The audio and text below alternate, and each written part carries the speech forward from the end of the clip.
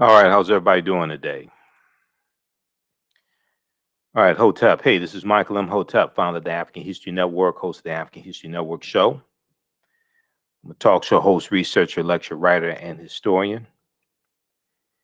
So it is Wednesday, March 24th, 2021, and we are live. Hope everybody's doing well today. So I wanted to come on once again and do an overview of the online course that I teach, Ancient Kemet, the Moors, and the Maafa, Understanding the Transatlantic Slave Trade, what they didn't teach you in school.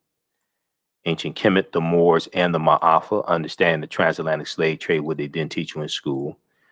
This is a 8-week, 16-hour online course that I teach, and we deal with thousands of years of history. Normally, we do it on Tuesdays, 8 p.m. Eastern Standard Time. So we know that African American History Month just passed.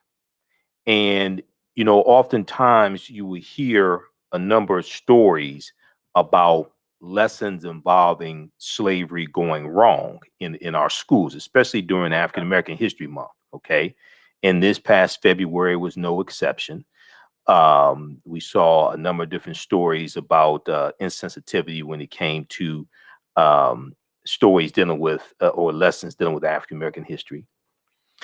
And I'm going to talk a little bit about that. And then I want to do an overview of the class as well to show you exactly what we cover in the class. So I do a PowerPoint presentation, and we deal with thousands of years of history, and we deal with what led up to the transatlantic slave trade taking place also. Okay. And we have to deal with the 800-year occupation of Europe by the Africans known as the Moors. And oftentimes that's a missing link in the history because many people mistakenly think that when the transatlantic slave trade starts in the mid 15th century, this is when Europeans first come in contact with African people. And that's just not true at all. All right, so I want to bring up the PowerPoint presentation. We'll do a brief overview of this. Now, you can register for the online course also at our website, AfricanHistoryNetwork.com, AfricanHistoryNetwork.com, and I'll post a link here as well. The class normally meets on Tuesdays, 8 p.m. Eastern Standard Time. And if I can't do it on Tuesday, then we'll do it on Wednesday. All right, we'll do it the next day. Okay, so let's look at this here. I want to show you one quick story here. Now, this is from USA Today. I talked about this on my radio show, the African History Network show. This deals with some slave lessons gone wrong and lessons about slavery gone wrong. This is from March 4th, 2021. Mock slave auctions, racist lessons, how U.S. history class often traumatizes, dehumanizes Black students. How U.S. history class often traumatizes, dehumanizes Black students. So you've heard me talk before about how America needs a massive history lesson. Okay. And all of this is connected with the fight against the voter restriction laws in Georgia, the Republicans trying to push through 253 voter restriction bills in 43 state legislatures, the fight over the Confederate monuments, the Confederate battle flag. All this deals with not clearly understanding history. And then when we look in our schools, we see these lessons dealing with slavery that are oftentimes dehumanizing to African Americans, and they could be very insensitive and oftentimes inaccurate. And one of the things that you hear me talk about is the study from the Southern Poverty Law Center called Teaching Hard History, American Slavery, Teaching Hard History, American Slavery. And I use this in the online course, but in a lot of presentations that I do, I talk about this as well. And this study documents how the history of slavery is oftentimes mistaught, incorrectly taught in schools all across the country. and it gives numerous recommendations on how to more accurately and more correctly teach that history. Okay, we'll talk about that in just a minute here. All right, how's everybody doing? Everybody share this broadcast on social media platforms. Invite your friends to tune in. In the class, I do it live normally on Tuesdays. Um, as we record all the sessions, as soon as you register, you can go back, watch last week's class. You can watch the classes that you missed.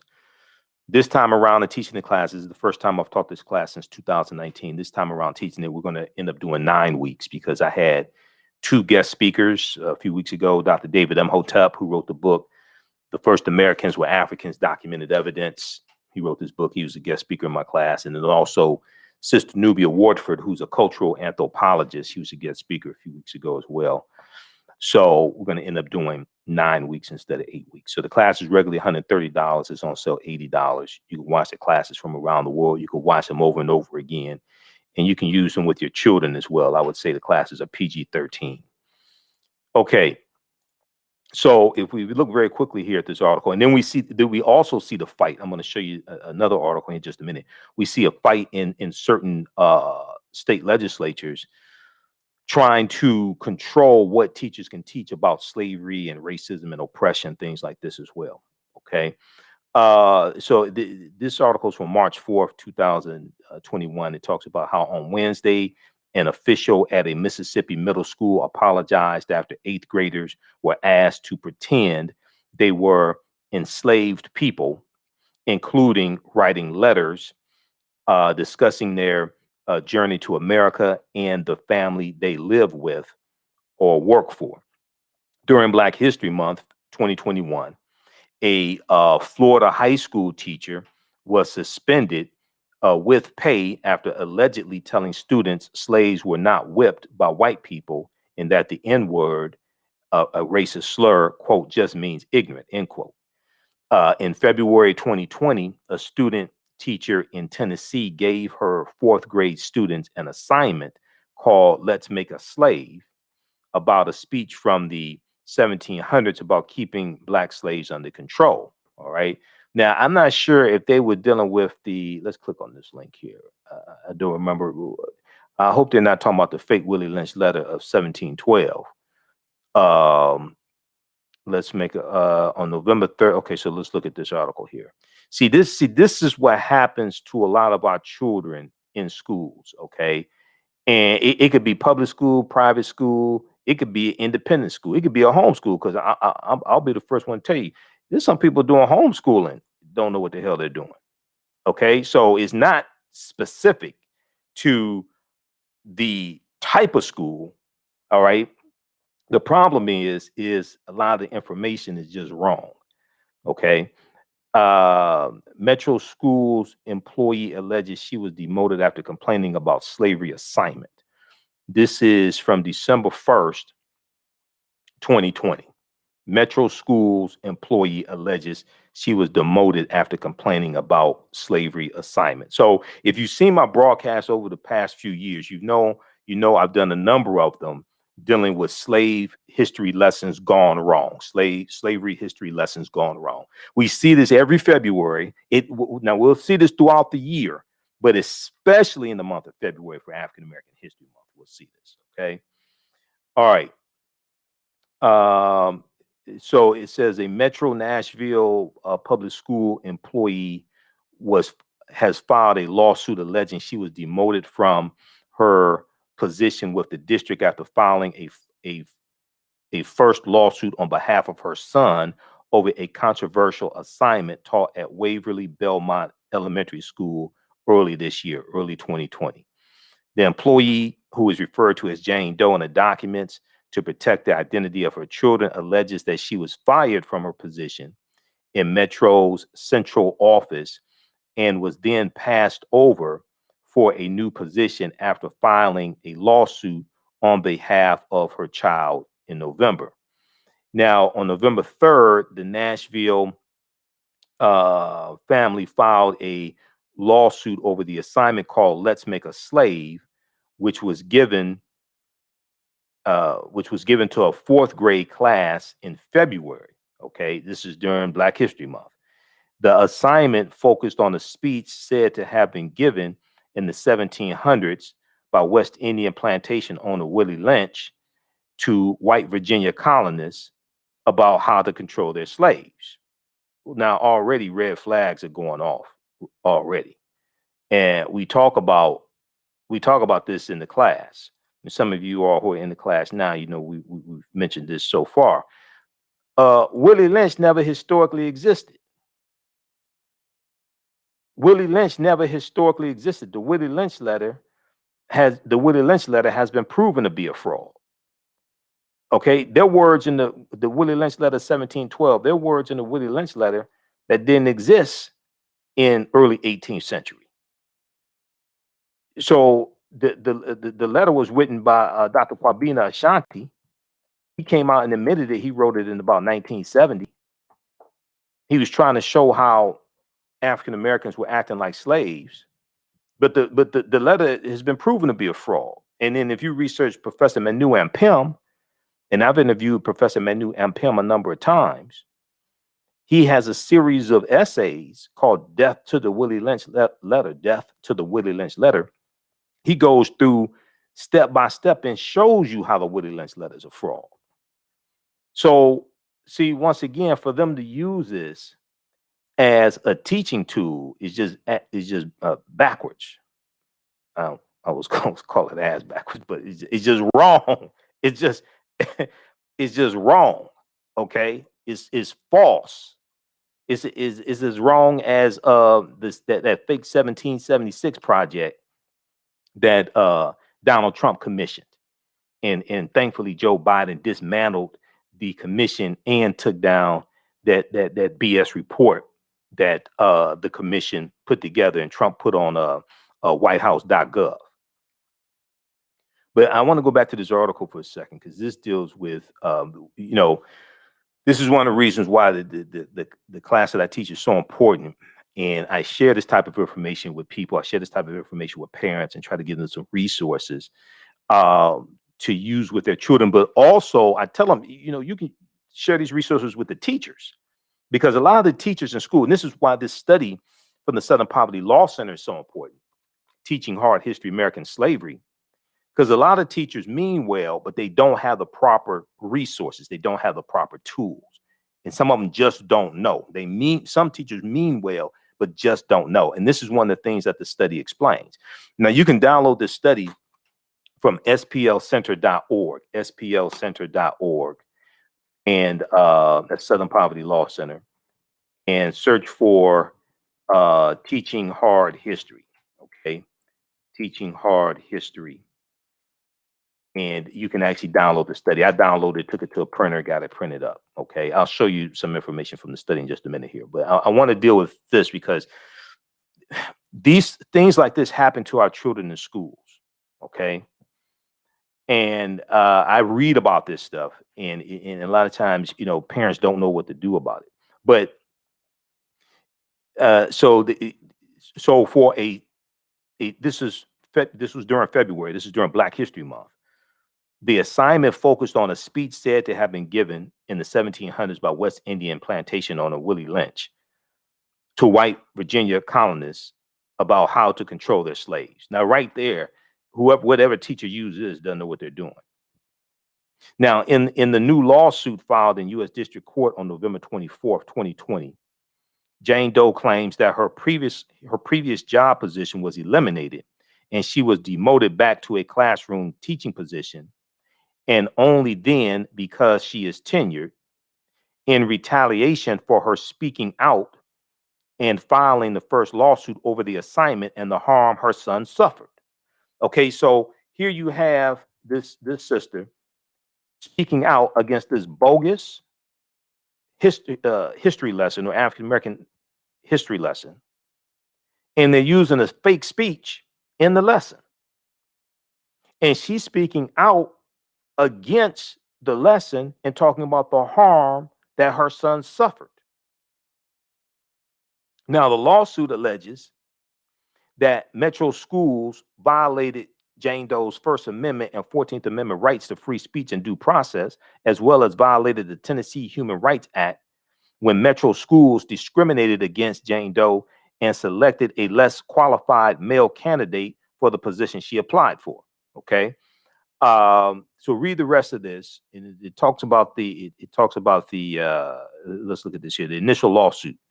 The initial lawsuit filed November 3rd alleged that Jane Doe's son, referred to as John Doe in court documents, suffered repeated acts of racial harassment by adults and peers when the Let's Make a Slave assignment was presented in class.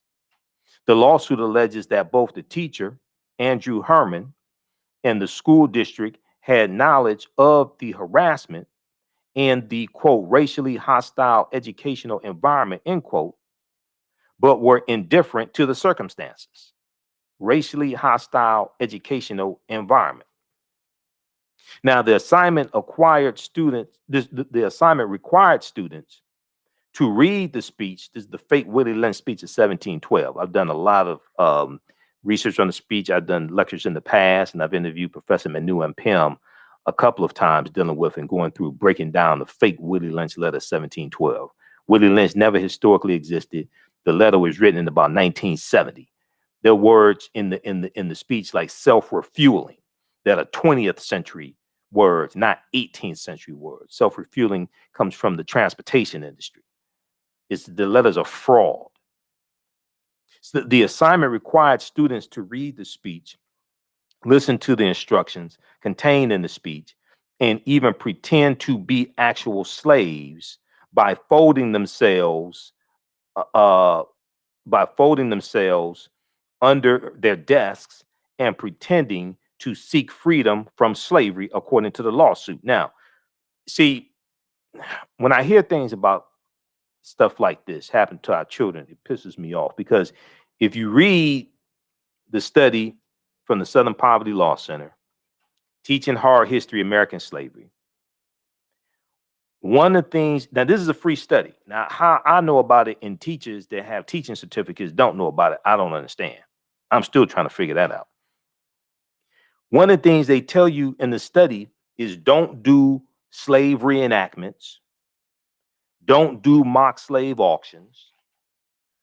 They tell you don't do these things because they can be harmful, not just to African-American children, but children in general. Okay, so I don't understand why teachers who have teaching certificates and went to school for education, I don't understand why they're still doing this. Every school district in America should be using this study. It's free. I don't understand it. It's free. I took this to the printer, got it printed up. It's free to download. I'm still trying to figure this out. Okay, so let's continue. How's everybody doing? Everybody share this broadcast on your social media platforms. Invite your friends to tune in as well. And I'm going to do an overview of the online course that I teach, also called Ancient Kemet, the Moors, and the Maafa, Understanding the Transatlantic Slave Trade, what they didn't teach you in school. We'll post a link here. You can register for the online course. We normally do it Tuesdays, 8 p.m. to 10 p.m. Eastern Standard Time. But the next class is going to be Wednesday, March 24th, 2021. Okay, so you can register for that, and we get deep into the history. All right, I want to go back and look at this article, because this is very, very important here about things like this that are happening to our children. Okay, let's go back to this. Let's turn the screen share back on.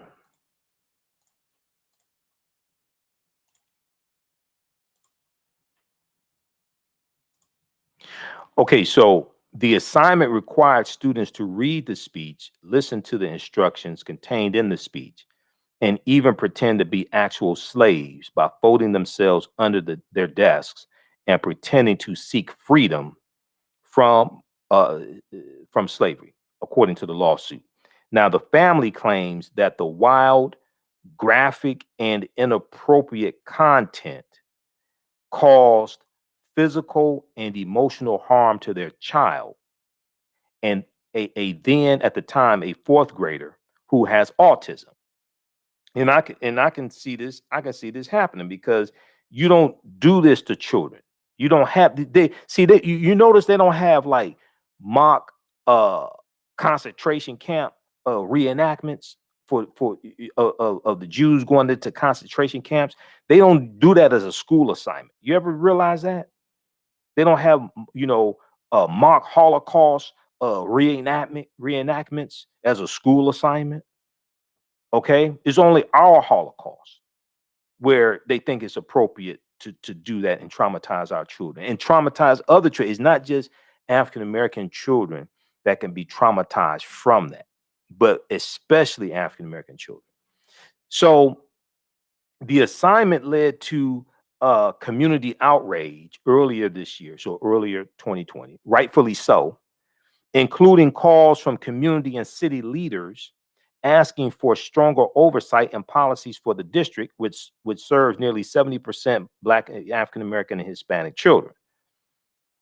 A student teacher from Vanderbilt University led the lesson under the supervision of Andrew, I think it was Andrew Herman, I think was the name, and was dismissed by Metro Nashville Public Schools following the incident. Herman was also placed on administrative leave at the time, but has since returned to employment by the district. At the time, the district characterized the content of the assignment as not age appropriate or within the scope of sequence for the fourth grade class. No, it's not appropriate for any age because the speech is a fraud. It's not appropriate for any age because the teaching tool that you're using is a fraud. It'd be like if you tried to teach. It'd be like if you try to teach history using Twice the Night Before Christmas as the foundation. Okay, and you're trying to explain Christmas using Santa Claus and reindeers. Okay, how the little kids, if you got little kids around, they don't exist.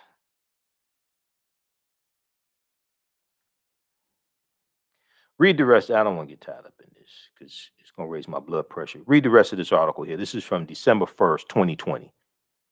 Metro Schools employee alleges she was demoted after complaining about slavery assignment. Okay, we'll post a link here. This is from USA Today. Then we look at go back to the main article I was looking at. But this is an example of this.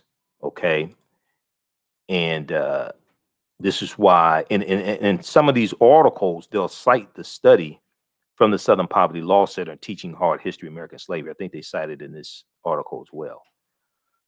I saw this earlier in March and wanted to talk about this on my daily show, the African History Network show. I know a lot of you all watch the African History Network show or go back and watch the rebroadcast, but I haven't had time to squeeze this in. We've been covering what's going on in Georgia and the voter suppression tactics in Georgia and a number of different things, and I haven't had a chance to squeeze this in. Mock slave auctions, racist lessons, how U.S. history class often traumatizes, dehumanizes Black students. Okay, so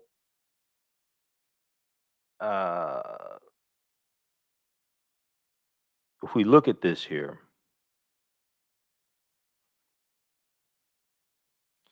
so we talked about the class from February 2020. That's a Black History Month lesson, February 2020. In 2019, a fifth grade teacher was accused of holding a mock slave auction in which white students hid a bid on Black students in New York. Now, I talked about that. I did a whole broadcast dealing with that one. We may rebroadcast that out to see. I have so much content. I've been going through looking at some of the archives. I've been going through, and I'm still editing the video from like the past couple of weeks, shows from the past couple of weeks. I'm still, I've got so much content. We may rebroadcast that. That one dealing with what took place in New York. Okay. Also, African American business owners, post the name of your business here on the thread of the broadcast, and we'll let you know how you can advertise with the African History Network. We have a few slots that are open now. Email us at email us at ahnshow@africanhistorynetwork.com, ahnshow@africanhistorynetwork.com to advertise with the African History Network or to find out about advertising with the African History Network.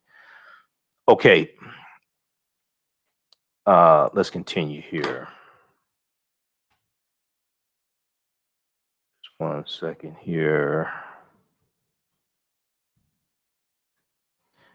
All right. So I want to go back to this article, then I'm going to show you some of the slides. We'll do an overview of the content that I cover in the class, the online class.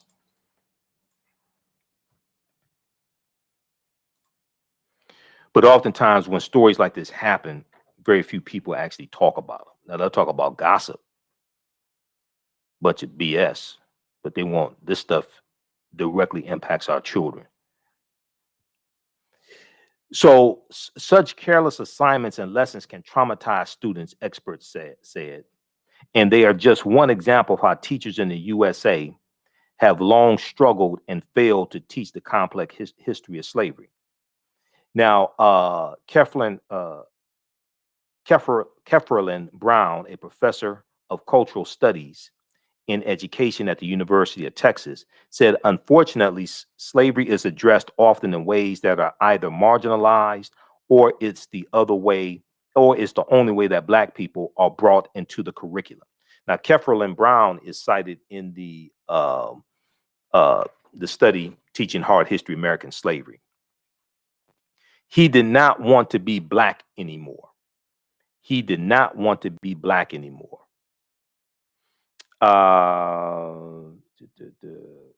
Lawsuit filed. Child was told. Okay, so in this particular one, in May 2019, teacher Patricia Bailey made Nicole Day's son, another Black student, stand in front of their class while other students bid on them during a social studies lesson at North Elementary School. Okay, so that case, I actually went in depth and covered that case. It needs more context. It should not have happened, but there was a lawsuit behind that as well. What actually happened really needs more context than is what is here. The child was apparently traumatized, though. That's why you should not do reenactments. But I this particular one, that's the one that I remember. Let me see. The children were told to refer to the winning students as masters and were warned not to try to escape because they would be chased down and violence would be done to them, according to the report. Okay, I don't think it was this case. It was another one. There was another case that I covered and I did a in-depth broadcast on. And I got statements from I played statements from the teacher, her attorney, but also parents that came out in defense of the non-white parents that came out in defense of the teacher. That particular one, and I have to look and see which one. It was dealing with bidding on slaves. That particular one, even that particular one is, I would say, is different than some of these other cases. Let me put it like that. There was no ill intention, and it was a question a student asked. A student asked the question, well, how could white people sell Black people like this? You know, how could they do that? So she said, okay, let me explain it to you. Let me show you. This is a bad thing to do, but it's different than some of these other cases. So in this one right here, the children were told to refer to the winning students as masters and were warned not to try to escape because they would, quote, be chased down and violence would be done to them, according to a report from the New York Attorney General's office. Now, Nicole Days said her son had to receive counseling after the incident, which the Attorney General's office found had a profoundly negative effect on all students present, especially the African American students. He told me that he did not want to be Black anymore, Nicole Days said. He didn't want to go to school because he didn't know if he could trust the teachers. Now, more than a year and a half after the incident, Nicole Day said her son, 12 years old, still worries that he's judged because he's black when they're out in public. Okay, still worries that he's judged because he's black when they're out in public, and his friendships have been seriously affected. All right, so check out the rest of this article.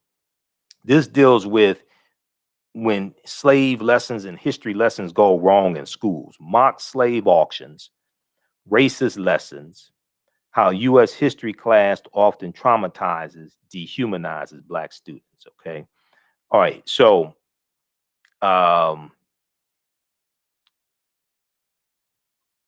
so let's look at this. I want to bring up the PowerPoint presentation. Bring up the slides. I'm going to give you. We'll do an overview of some of uh, the content of the online class that I teach: ancient Kemet, the Moors, and the Maafa, understanding the transatlantic slave trade, what they didn't teach you in school. Okay, let's look at this here. Because I deal with some of this in the class, and we deal with the talk some about the study teaching hard history, American slavery. So once again, let me show you this study here. I'll show you the cover of it. Teaching Hard History, American Slavery from the Southern Poverty Law Center. And there was this article here. I first found out about this study back in February of 2018. There was an article from the Atlantic.com called What Kids Are Really Learning About Slavery. What Kids Are Really Learning About Slavery. A new report finds that the topic is mistaught and often sentimentalized, and students are alarmingly misinformed as a result. Okay. And it goes through and talks about how they did a survey of 1,000 high school seniors and 1,700 social studies teachers. The group reviewed 10 commonly used U.S. history textbooks and examined 15 sets of state standards as well to assess what students know. What they found in the study, in the survey of 1,000 high school seniors, what they found was that among 12th graders,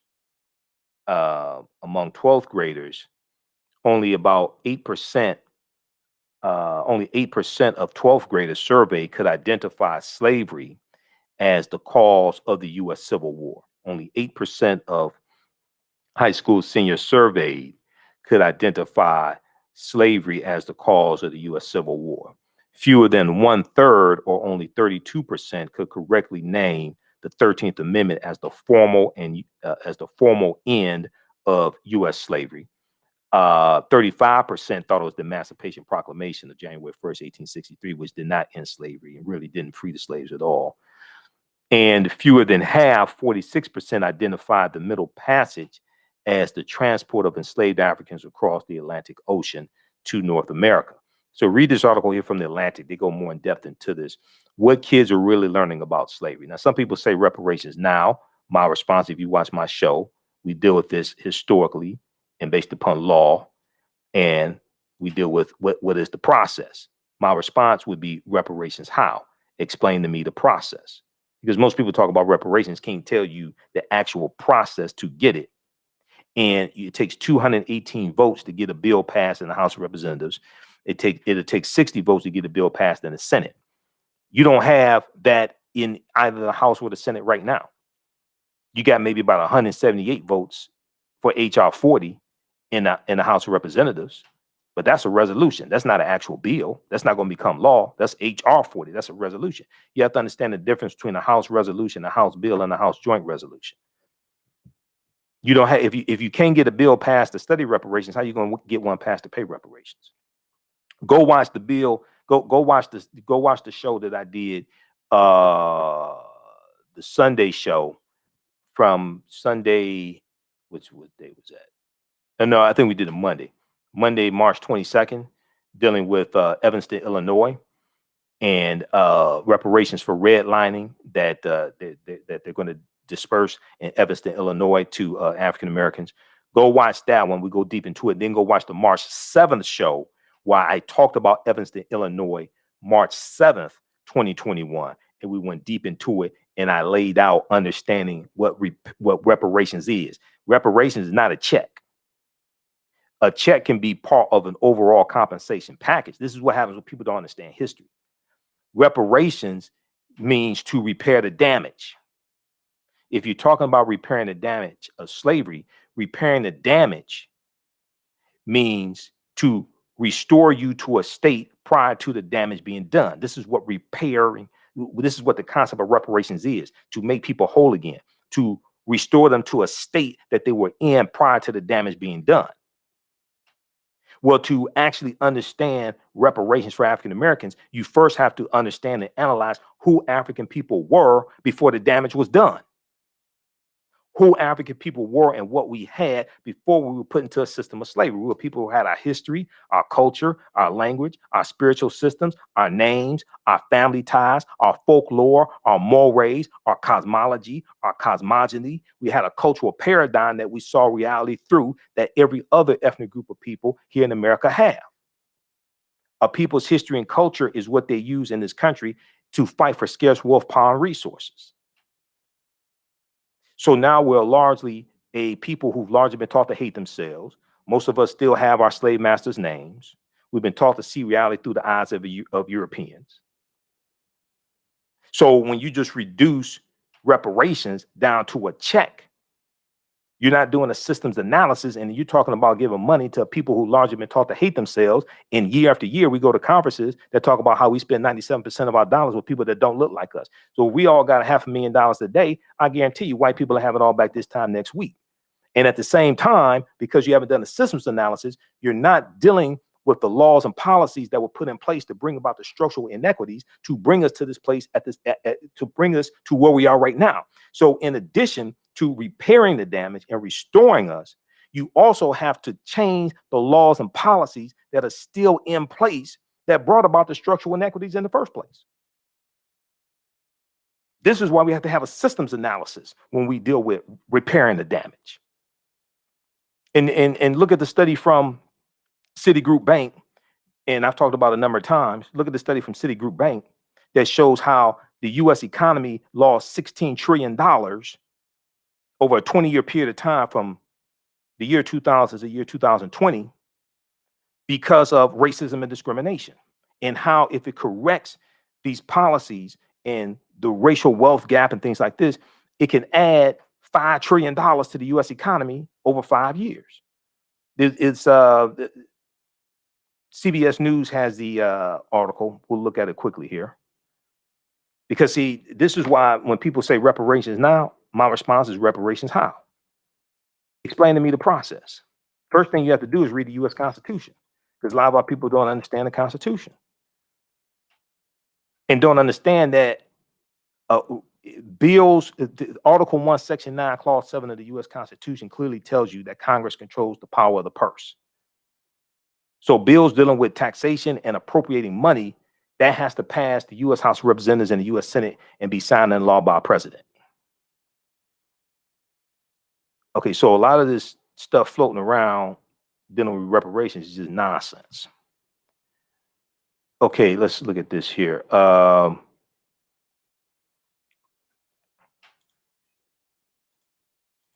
Reparations has cost the U.S. $16 trillion, Citigroup fines. Reparations has cost the U.S. $16 trillion Citigroup fines. This is on September 23rd, 2020. I've done a whole presentation that we air a number of times dealing with this. America could have been $16 trillion richer if not for the inequities in education, housing, wages, and business investment between Black and white Americans over the past 20 years, new research concludes. The study released this week by Citigroup Bank is the latest in a body of research, that attempts to quantify the economic impact of systemic racism. Now, racism is a system of advantage and privilege distributed based upon race. Racism is a system of advantage and privilege distributed based upon race. Racism has nothing to do with not liking people, calling people racial epithets, calling people the N-word, things like that. That's not racism. That's bigotry. Racism is a power structure. Racism is a group-to-group relationship. This is why we have to be very careful when people try to obfuscate, okay, what racism is, and then reduce it down to calling people racial epithets, calling people racial slurs, and then say black people are just as racist as white people. No, you don't want to actually deal with the power structure and actually deal with what racism is and how racism comes out of the ideology of European white supremacy, and it's designed to preserve genetic white survival. You're trying to confuse people on what racism is. We cannot allow that to happen. The study released by Citigroup is the latest in a body of research that attempts to quantify the economic impact of systemic racism. Citigroup arrived at a $16 trillion figure after estimating that African American workers have lost $113 billion in potential wages over the past 2 decades because they could not get a college degree. The housing market lost $218 billion in sales because African American applicants could not get home loans. And about $13 trillion in business revenue never flowed into the economy because African American entrepreneurs could not get access to bank loans. What's more, the U.S. could have $5 trillion in gross domestic product over the next 5 years if those gaps and others were closed today, the study indicated. So you're dealing with closing the gaps, which deals with changing the laws. The reason why you have to do this is because if we were able to get reparations today, right now, and it was just in the form of money, I guarantee you in 2 years, 3 years, 5 years, 10 years from now, we'll be right back in the same predicament. But the problem is there'll be less people who will be willing to listen to our issues and our complaints because they said, well, you said cut the check. We cut you a check. You right back in the same predicament. That's your fault. We ain't dealing with this anymore. This is why you have to do a systems analysis. You have to change the laws and policies that were put in place that brought us to where we are right now. That's part of repairing the damage. This is why trying to equate reparations with a check is ass backwards. You don't understand what happened. You can't just reduce that down to a check. You got to correct the laws and policies that are still on the books that brought us to this point. Hopefully y'all understand what I'm talking about. All right, read this article. Now, there are a lot of people that mean well and things like that and say, cut the check. No, do the research. It's more than that. Cash payments can be part of a comprehensive reparations package. Ain't nowhere in the hell reparations should only be in the form of money. Oh, no. Every year, reports come out and we read articles and go to conferences that talk about how we spend 97% of our dollars with people that don't look like us. What do you think is going to happen if we all get a bunch of money? You think that spending pattern all of a sudden is going to change and get better? If anything, it's going to get worse. All right. So read that. Okay, so let's go back to the actual presentation. So these are some of the slides from the online class that I teach, and this is an overview of it. How's everybody doing? Those just tuning in. I'm doing an overview of an online course that I teach called Ancient Kemet, the Moors, and the Maafa. Understanding the transatlantic slave trade, what they didn't teach you in school. We deal with thousands of years of history and what led up to the transatlantic slave trade taking place. I'm Michael Imhotep, founder of the African History Network, host of the African History Network show. Okay, so let's look at this here.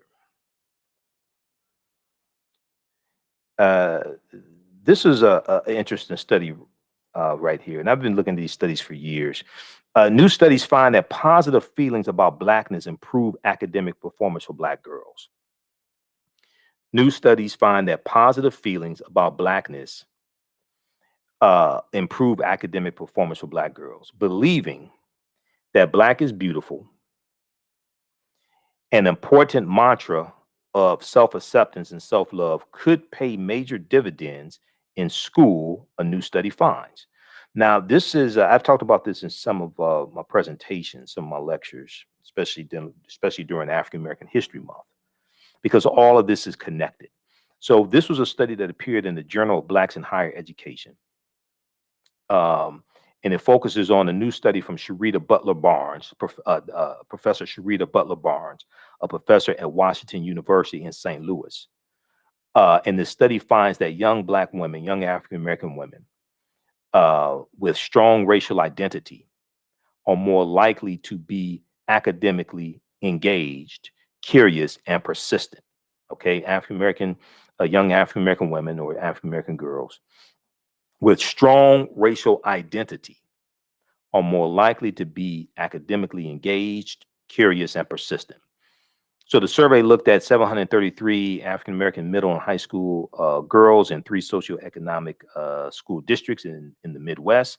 The study is called Promoting Resilience Among African American Girls, Racial Identity as a Protective Factor. Promoting resilience among African American girls, racial identity as a protective factor. And it was published on the Childhood Development Journal website.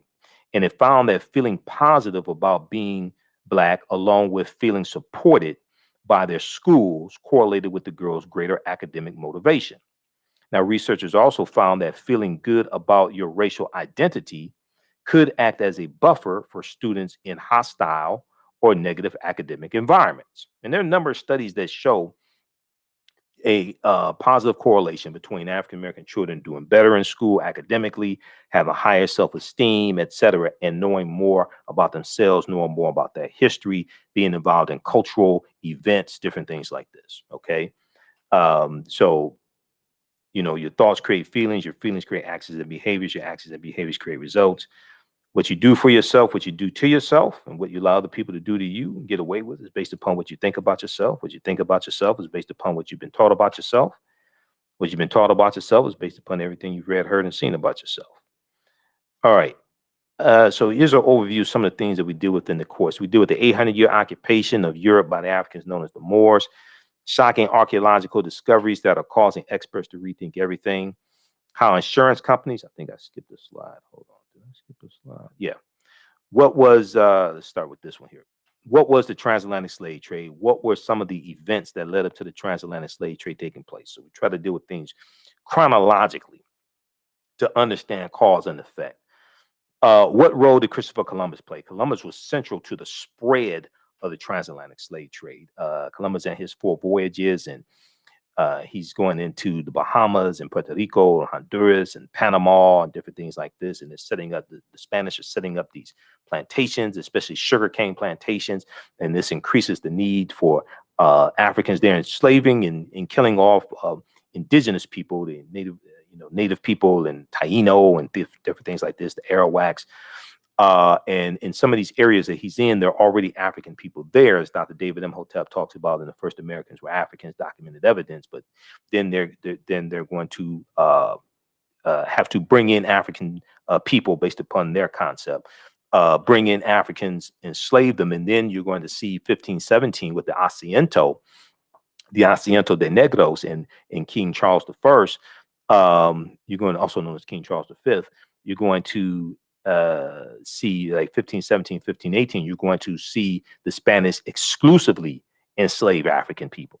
And that's after a conversation that Right Reverend Bishop Bartolome de las Casas has with the King of Spain. And he says that the indigenous people, the native people have suffered enough, and you should exclusively enslave African people.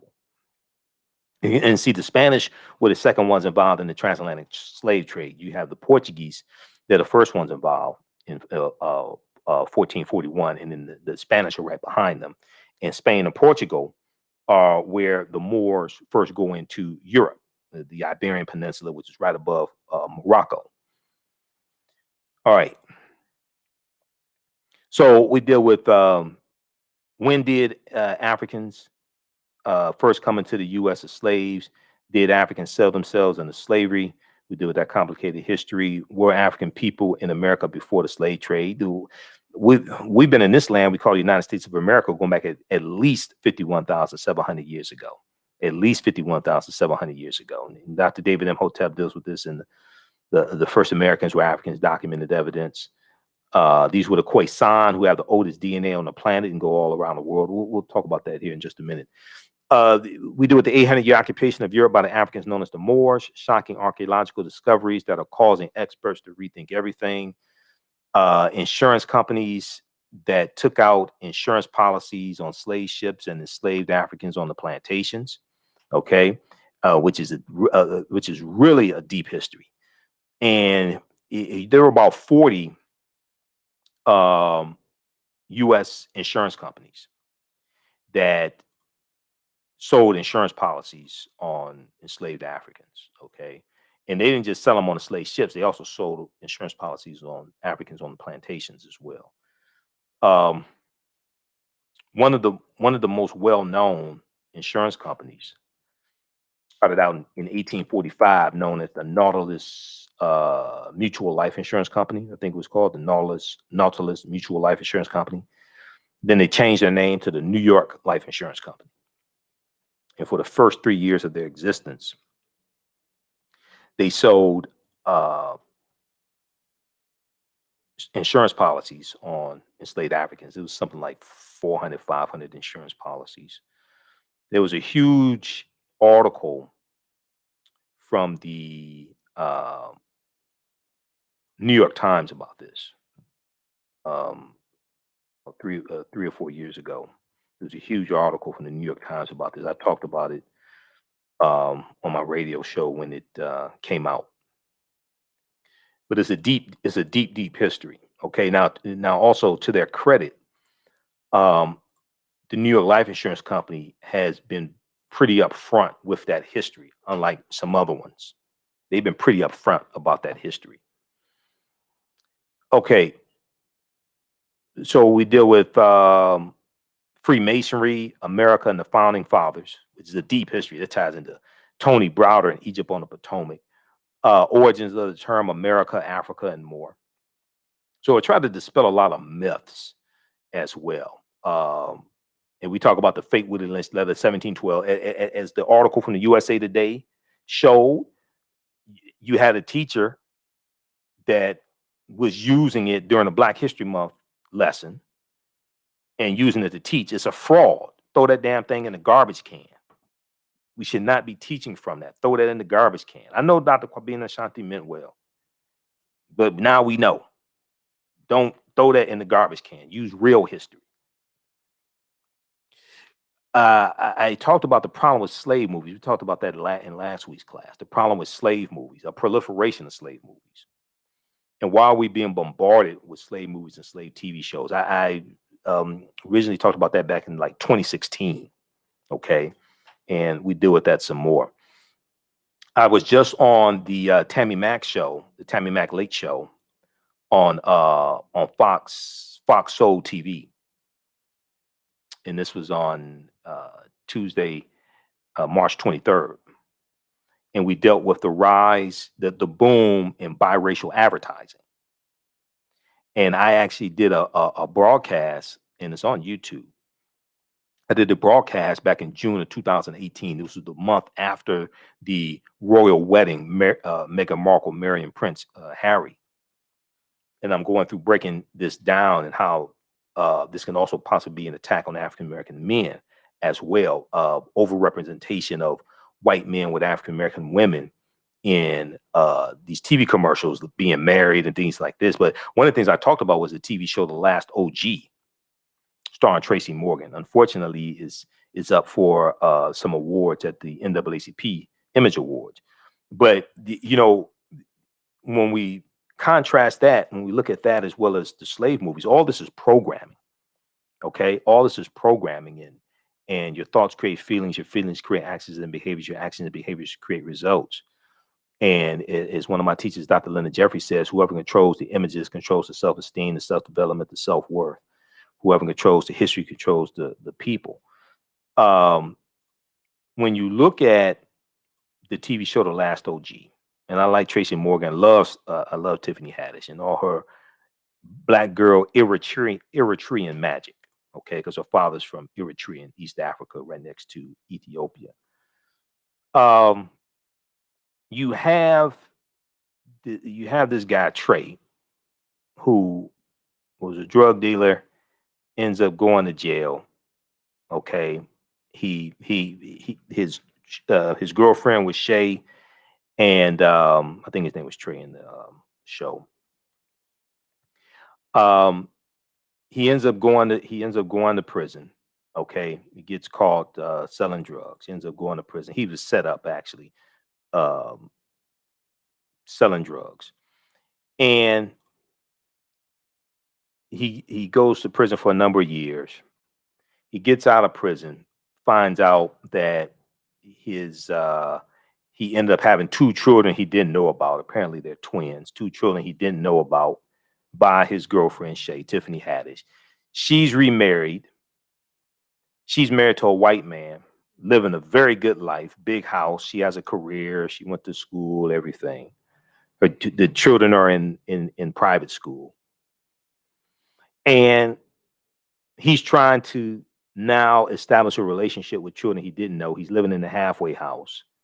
There's one episode where he starts selling drugs again. He's selling crack because he wants to be like Robin Hood, rob from the rich and give to the poor. But if you look at a proliferation of biracial commercials, and the majority of these commercials show white men with African American women, even though African American men are twice as likely to marry outside of their race as African American women. This Pew Research report on this also. You look at the Pew Research.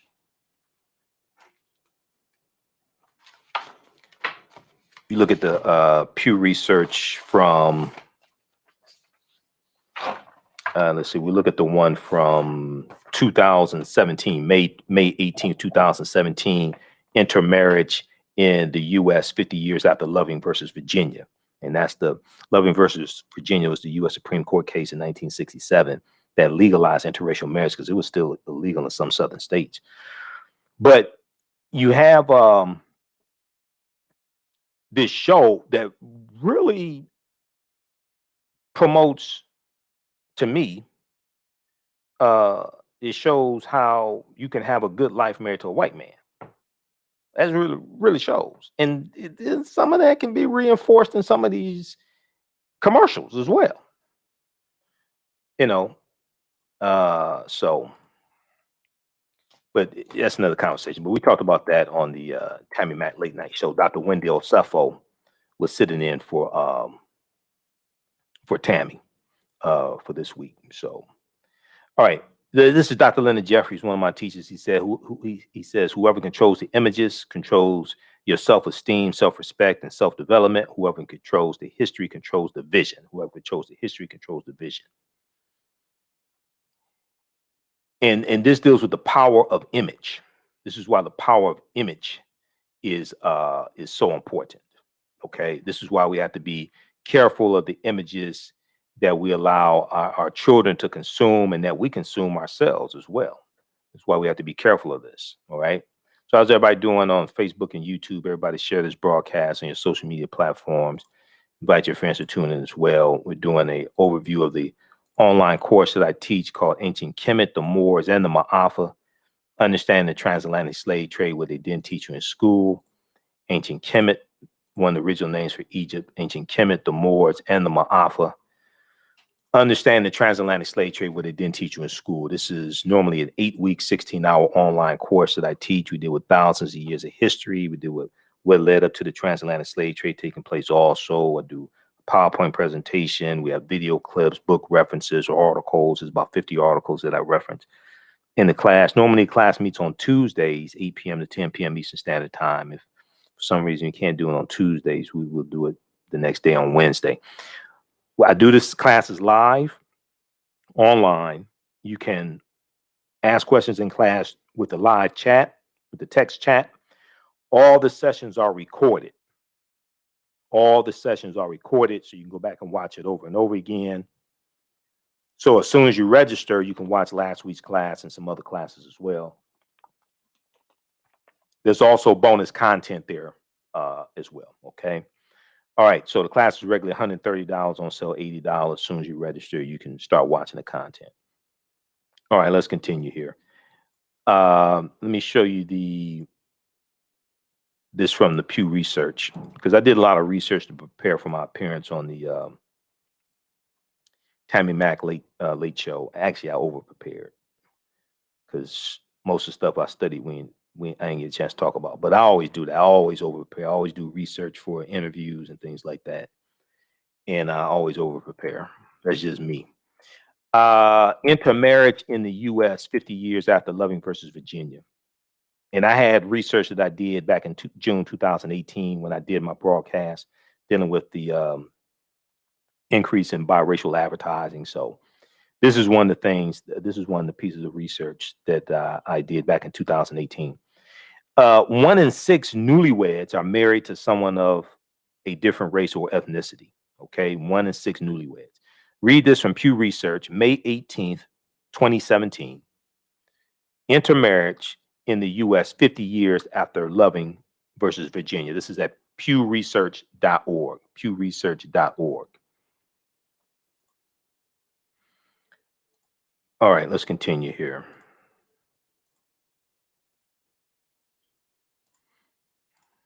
Let's go back to the slides so we can wrap this up. So I'm doing a brief overview of a lot of content of the online class that I teach. Let's look at this here. So we deal with the problem with slave movies while we're being bombarded with slave movies and slave-themed TV show. We saw this a lot in 2016. Saw this a lot in 2016. It's to a lesser extent now. Okay.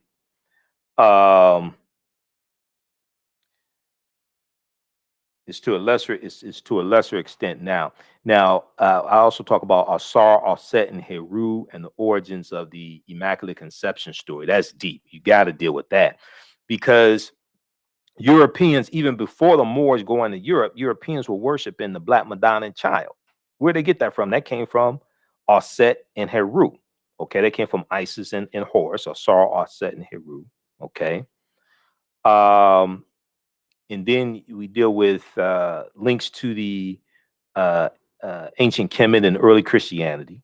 Okay, that's important as well. Freemasonry in America, and the Fate Willie Lynch letter of 1712. The Fate Willie Lynch letter of 1712. All right. Okay, so we have Runoko Rashidi. This is Dr. David Imhotep, and you know Runoko. I reference his book in the class. Black Star, the African Presence over Early Europe. Okay, Black Star, the African Presence over early Europe, and also this is Renoko's book, Black Star, the African Presence over Early Europe, and also use Golden Age of the Moor. Golden Age of the Moor, edited by Dr. Ivy Van Sertima. Reference that as well. Okay, Golden Age of the Moor. 2 excellent books. Okay, so let's see here. Let's continue. All right. So this is Dr. David Imhotep. He wrote the book, The First Americans Were Africans, Documented Evidence. Came out 2011. His new book should be out any day now, actually. The First Americans Were Africans Revisited is his new book. I just interviewed him. I just had him. He spoke to my class a few weeks ago. So page 14 of his book, he deals with the discovery that took place in 2004 in Allendale County, South Carolina. And there was 13 types of evidence that thoroughly documented an African presence in this country that we call the United States of America, going back at least 51,700 years ago. They found, so Dr. Albert Goodyear is an archaeologist at the University of South Carolina. They found artifacts, architecture, campsites, carvings, footprints in lava, genetic M174D haploid groups dealing with DNA and genetics, campsites, carvings, Egyptian writings, footprints in lava, linguistics, paintings, skulls, skeletons, structures, tools. They found 13 different disciplines 13 different types of evidence thoroughly documenting an African presence in the U.S. going back at least 51,700 years ago. Now, this is before Native Americans came into existence. This is one of the problems with some of the well, a lot of the Black History Month celebrations and presentations, even though they are important. And I, deal with the whole history of African American History Month and Dr. Carter G. Woodson. Even though they are important, and this one right here is a good book dealing with the history, dealing with Dr. Carter G. Woodson and his history. This is by Dr. Payro Dakbovie, who is a history professor at Michigan State University. This is Carter G. Woodson in Washington, D.C., the father of Black history. Carter G. Woodson in Washington, D.C., the father of Black history. Okay. If it wasn't for Dr. Carter G. Woodson, we wouldn't have an African American History Month or Black History Month. Okay. It starts in 1926, officially as Negro History Week.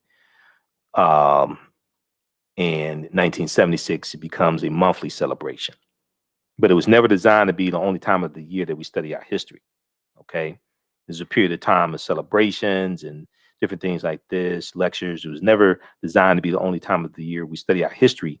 And in schools, he said, he educated teachers and said that this was supposed to be the week out of the year that students showed what they had been studying all year round. Because he said it didn't make sense for children just to study this subject 1 week out of 36. They're supposed to be studying our history year round. In that 1 week, the second week in February, they're supposed to show what they have been studying all year round. So a lot of this we just have backwards. Okay, let's continue here. So this is Dr. Albert Goodyear. This is an article from ScienceDaily.com. Name of this article: New Evidence Puts Man in North America 50,000 years ago. New evidence puts man in North America 50,000 years ago. This is from ScienceDaily.com, November 18th, 2018. And Science Daily is a scientific website. They have all types of scientific discoveries, things like that there. This is a synopsis of the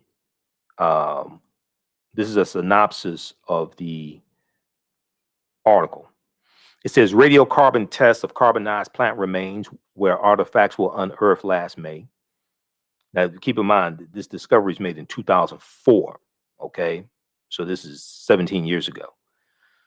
Where artifacts were unearthed last May along the Savannah River in Allendale County by University of South Carolina archaeologist Dr. Albert Goodyear indicate that the sediments containing these artifacts are at least 50,000 years old, meaning that humans inhabited North America long before the last ice age, Well, who were these humans? Okay, these were the Khoisan. This is before Native Americans come into existence. These were the Khoisan who come from Southern Africa, go all around the world. Also, they're the ancestors to Dainu and the Twa, and they were here in this land also. Okay, so we deal with archaeological discoveries. I'll show you some different archaeological discoveries in recent years. We deal with the Druids, and this ties into the history of St. Patrick. Okay, so some people just celebrated St. Patrick's Day. I'm not one of them because Patrick was a mass murderer on behalf of the Eastern Orthodox Christian Church. He was a mass murderer. So we talk about the discoveries, things like this. And then let's see here. This is a discovery dealing with Tanis Heraklion, the lost city of Egypt. Okay, that discovery is from 2013. And Tanis Heraklion swallowed into the sea about 1,200 years ago. Okay.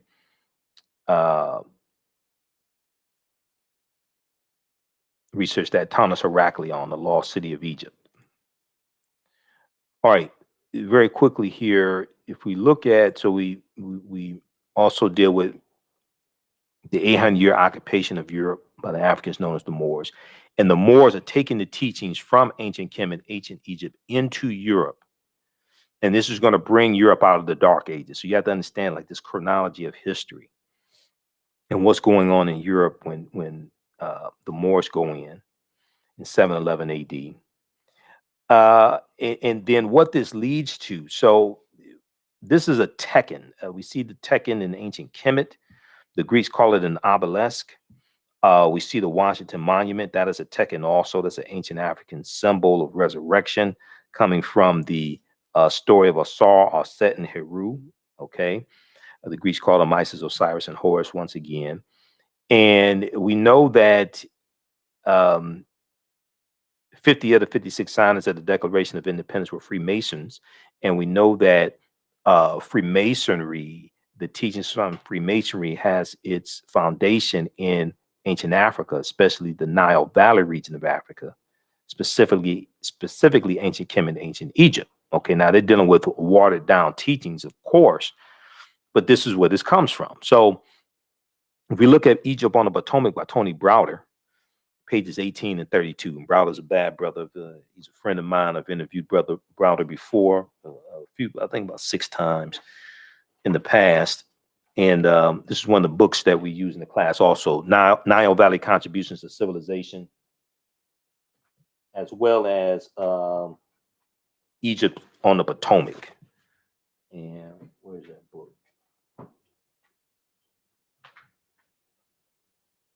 We got Egypt. I've got it right around here somewhere. We got a bunch of books here.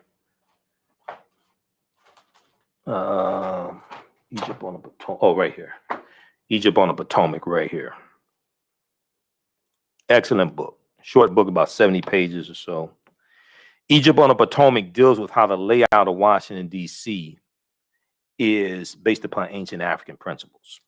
Okay. And how the layout of Washington, D.C. is a copy of the layout of ancient Egypt.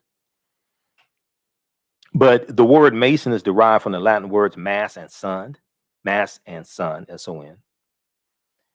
Mason means child of light and expresses the desire to pursue light.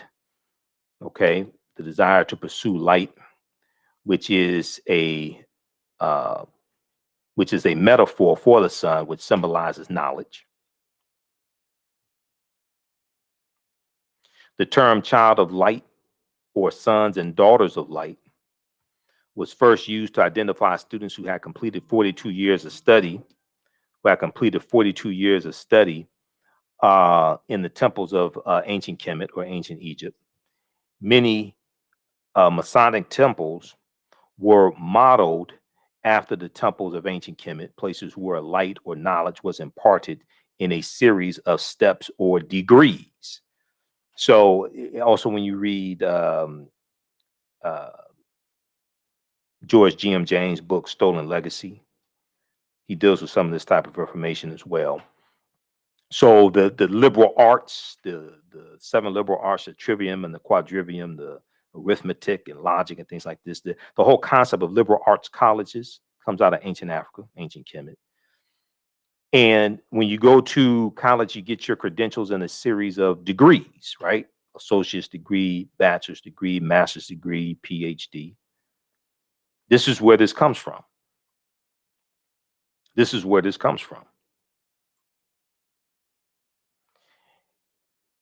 And for eons, for millennia,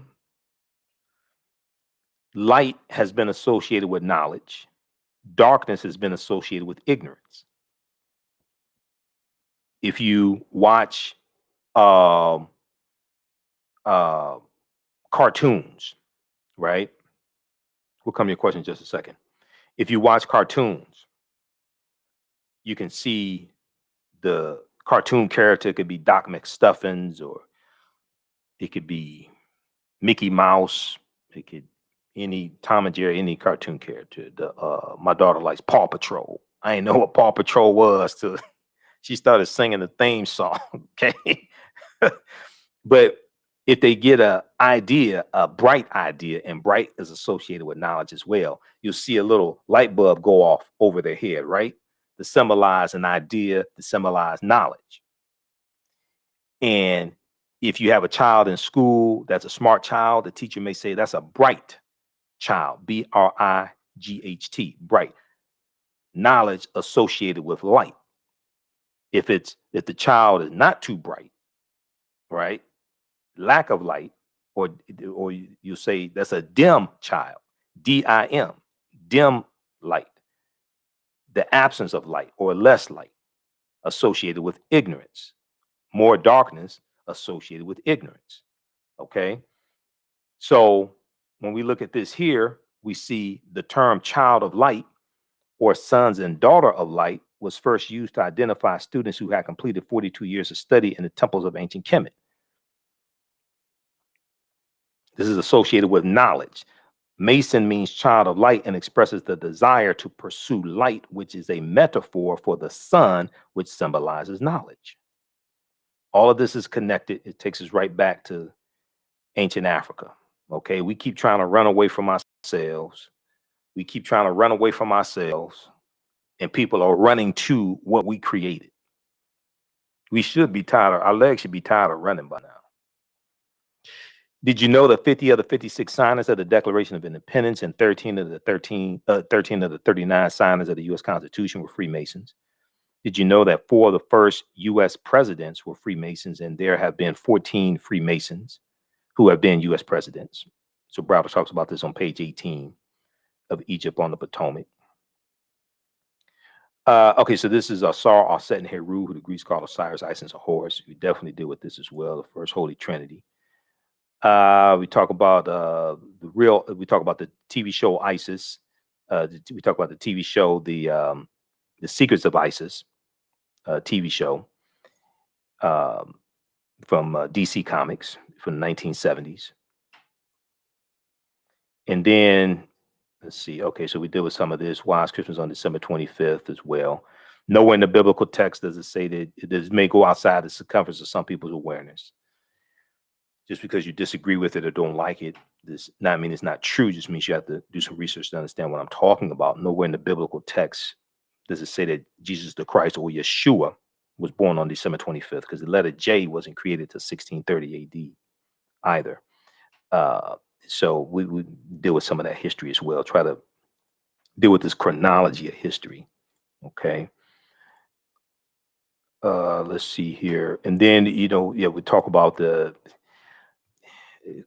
once again, we deal with the Moors and deal with things like, I tie this into news articles that you'll see in the news, but not really understand the connection to the deep history, whether it's talking about Black Pete, Joie de Piet, and the parades that they have like every early December in the Netherlands, Holland, things like this, of Black Pete, who was a Moor. But this right here, these are the national flags of Corsica and Sardinia. We showed this in the class last week. We went in depth into this. These are African Moors' heads on the flags, because the Moors were in these areas and it was a monumental effort to conquer them. Okay. And many of them were going to be enslaved. They're going to be conquered and enslaved. And you see them as bandanas. They have bandanas on. But originally, these bandanas were blindfolds to signify that they were prisoners, that they were conquered. This all ties into the history of the Moors in these areas and throughout Europe. Okay. So it's a very, very deep history. All right. So we deal with that. We deal with Christopher Columbus and where Columbus went on his 4 voyages and how Columbus was central to the spread of not just disease, okay, and decimating populations he's coming into contact with, but he's central to the spread of slavery, racism, capitalism, and the exploitation of indigenous people also. Columbus on his 4 voyages. He never comes to the land that we call the United States of America, which is really, really important for people to understand. When you look at, if you go to history.com, search for Christopher Columbus, they have a lot of good information there. They show you where he went on his 4 voyages. He never came to the land we call the United States of America. The closest he came here was Cuba, which is 90 miles away. Okay. He's in Haiti and Jamaica and Cuba, Puerto Rico, Honduras, Panama, Trinidad, things like this. He never comes to this landmass that we call the United States of America.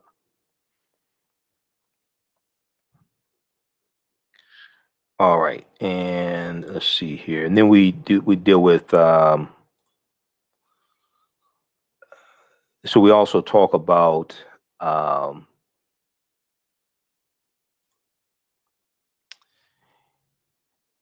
we deal with the article from Dr. Henry Louis Gates Jr. We deal with we talk about African involvement in the slave trade, and I cite Dr. Maleficenti Asante and his critique of Henry Louis Gates Jr., who one of my teachers, Dr. Leonard Jeffries, calls Dr. Henry Louis skipped the truth gates, because oftentimes he skips over the truth, even though Gates does do some good research. But some of his information dealing with the transatlantic slave trade and African involvement in the transatlantic slave trade, he's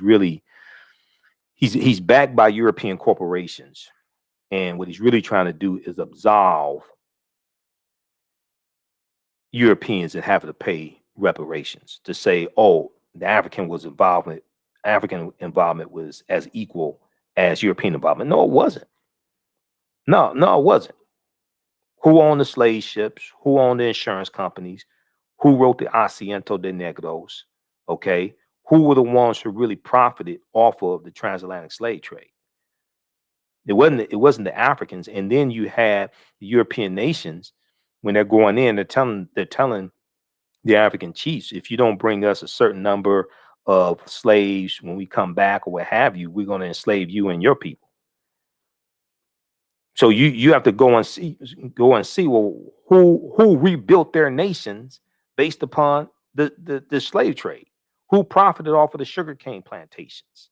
Okay, this is Europeans. All right, so those are some of the things that we deal with in the online class. I talk about Professor Manu Ampem. I interviewed him back November 21st, 2013. We dealt with the fake Willie Lynch letter of 1712.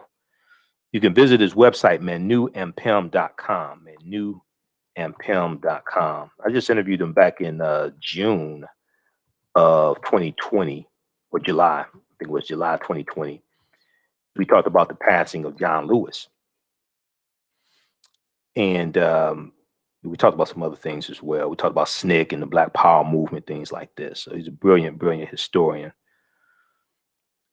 Okay. Let's see here. So that's just an overview. That's just some of the things that we deal with in the class. We talk about the three great West African kingdoms of Ghana, Songhai, and Mali as well, of course. You definitely have to talk about that as well. Ghana, Songhai, and Mali. And you have Moors coming from West Africa as well, going into Europe. All right, so that's a brief overview of the online course that I teach, Ancient Kemet, the Moors, and the Maafa. Understanding the transatlantic slave trade, what they didn't teach you in school. You can register. We'll post a link here. You can register for it right now. As soon as you register, you can watch class we did last week. And we normally do the classes on Tuesdays, 8 p.m., 10 p.m., 8 p.m. to 10 p.m. Eastern Standard Time, right about that. So I had to do my radio show at 11 p.m. There's been a couple of Tuesdays. If I can't do it, we'll do it Wednesday. But this will keep you busy. You can watch from around the world. We deal with thousands of years of history also. Okay. And let me see. Somebody had a question here. Oh, okay. Watching from Belize, Central America. Okay, Kimberly. How you doing, Kimberly? Thank you. Will class be presented? Rosa asked, will the class be presented again? You can, well, any classes that you miss, you can go back and watch them. They're all archived. All the classes are archived. All the classes are archived. And we have bonus content that you can watch, and I'm uploading more bonus content also. So all the classes are archived. This is an 8-week, 16-hour online class. We're going to do a 9th week. I'm going to add an additional class because I had 2 guest speakers in the class, so that kind of threw things off a little bit, being able to cover the content. But you can go back and watch all this content. You can watch it at your own pace also. So even if you can't join the class live, you can still register for it and watch it at your own content also. And you can watch from around the world. You can watch in Belize.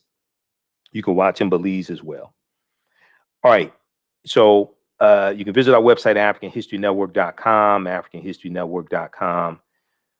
And right on the home page, we have the information. We posted the link here, but on the home page, we have the information. So when you go to our website, you'll see the information about my radio show. We're on 6 days a week, 6 nights a week. And you scroll down, so you have the information about the radio show, the African History Network show. You click here for podcasts. We're on Monday through Friday, 11 p.m. to 12 midnight Eastern Standard Time, and Sunday, 9 p.m. to 11 p.m. on 9:10 a.m. Superstation WFDF. We broadcast right here, also on Facebook and YouTube. The African History Network on Facebook and Michael Imhotep on YouTube. Click here to read articles that I've written. Okay, this is a video I did dealing with Cardi B and Megan Thee Stallion at the Grammys and WAP. Go back and watch that. I go deep into this. Go back and watch that, and then watch the panel discussion I did with the sisters back in August of 2020, dealing with WAP and negative corporate controlled hip hop. All right, so then you have information here for the show. For the class.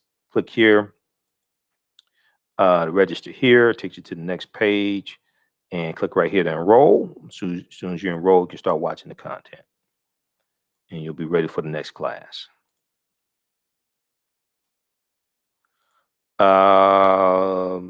What's the name of the PDF? You're talking about Teaching Hard History American Slavery. Teaching Hard History American Slavery from the Southern Poverty Law Center. It's in PDF form also, Teaching Hard History American Slavery from the Southern Poverty Law Center. It's about a 56-page study that documents how the history of slavery is being incorrectly taught in schools all across America, and how to more correctly teach the history. Teaching Hard History American Slavery. Also, if you like this type of information, you want to support the African History Network, you can do so through Cash App, $the AHN Show through Cash App, or through PayPal, paypal.me/the AHN Show, or at our website, AfricanHistoryNetwork.com, AfricanHistoryNetwork.com. This helps us keep doing the research, stay on the air, keep doing our show 6 days a week, keep doing the research, pay some of the bills, etc. When you do it through Cash App, be sure to type in $the AHN Show, okay, through Cash App, and it'll say Michael, and it'll have my picture there also. All right, $the AHN Show, SHOW. All right, well, look, hey, we're on. Be sure to listen to my radio show on Monday through Friday, 11 p.m. to 12 midnight Eastern Standard Time. Sundays, 9 p.m. to 11 p.m. Eastern Standard Time. I'm on 6 days a week. We broadcast here on Facebook and YouTube at the same when I'm doing the radio show. Turn on live notifications so you know when we go live on social media, on Facebook and YouTube. Okay, and share this with your friends. And I'll see you in the next class. All right. Remember, right now it's corrects wrong behavior. It's not over till we win. Wakanda forever.